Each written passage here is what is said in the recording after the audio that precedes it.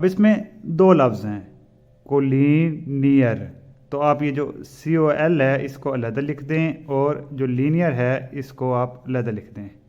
अब ये जो COL है ये इसका मतलब है कोलीग, को वर्कर, जिस तरह क्लास फेलो होते हैं, तो इसका मतलब होता है सेम। लीनियर का मतलब होता है लाइन।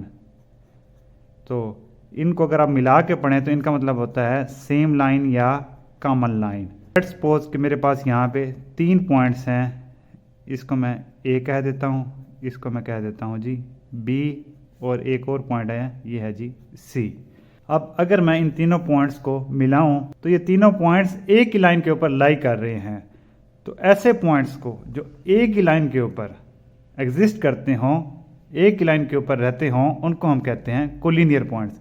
इसकी अगर मैं आपको प्रैक्टिकल एप्लीकेशन दूं तो वो ये होगी कि फ़र्ज़ करो ये आपके घर की गली है, यहाँ पे भी कुछ घर हैं, यहाँ पे भी कुछ घर हैं, बिल्कुल इसके अपोजिट भी।